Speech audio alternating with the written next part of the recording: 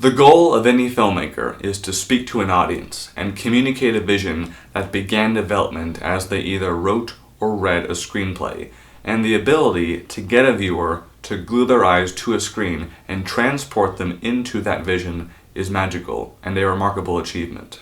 2015 gave us a lot of visions, and out of all of them, 6 had a genuine impact on me. This video is my way of paying tribute to those 6 films. The order for the first 5 is based on when they were released theatrically. The last film is my favorite movie overall of 2015. Let's dive in.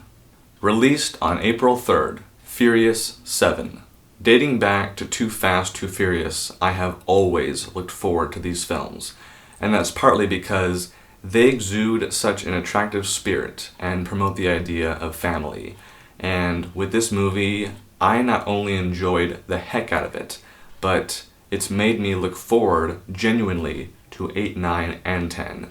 And if those films are anywhere near as bold and ambitious as this one was, we are in for something really special. To the team behind these films, thank you, and may Paul Walker rest in peace. Released on May 15th, Mad Max, Fury Road. For this movie, I am going to refer to a quote by my hero and fantasy mentor, Christopher Nolan. The quote basically says that whenever he goes to a movie, he wants to get the feeling from the people who made the movie that they think it is the best movie in the world, and that they poured everything into it, and that they really love it.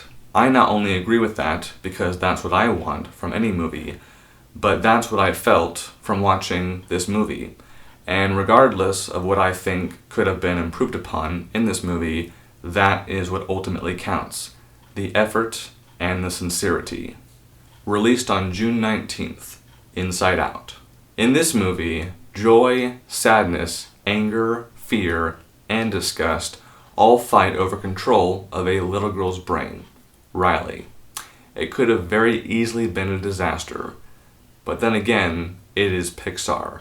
So instead, it was beautiful, emotional, and delicate. I love this movie. I smiled, I laughed, and I cried. Multiple times. And hopefully, you did too. Released on July 17th, AntMan. The blunt truth of the matter is that every Marvel film we get is on the agenda with the Avengers finale in mind. The likelihood of this film being in existence without a path like the one Marvel is on right now is unlikely. But a second and just as valid truth is that Ant-Man is the first Marvel film to have a lasting impression on me. And when this film ended, for the first time ever after watching any of the Marvel films, I thought to myself, wow, that was amazing. That was incredible. Released on July 31st, Mission Impossible, Rogue Nation. Very much so, like with The Fast and the Furious, this franchise just gets better and better. And with this film, it's not only about the stunts, it's about the story as well. And these films in general are now not just about Ethan Hunt, the badass, or Ethan Hunt, the sex symbol. They're about the team, collaboration. Give us more of that, and you've got a lifelong viewer.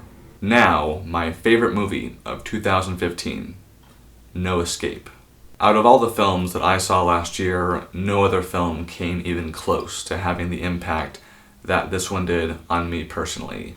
I went into this film looking for, oddly enough, a boost in spirit, because that day I was not feeling that great. What I came out of this film with was a new perspective on life, as well as a new appreciation for family. Not a lot of films do that, so when one does, I like to respond with a simple, hopefully effective, thank you. I realize that more than half of these movies are blockbusters, but I find a unique beauty in the action film, and I really hope to find that same beauty in all of the action films that come out this year, especially in one that you might know about called Dawn of Justice. It doesn't have to be life-changing, it just please be good. As for what is next, my Hateful Eight review is in the works and will be up next week. Until that time, thank you for your time. I wish you an inspiring day.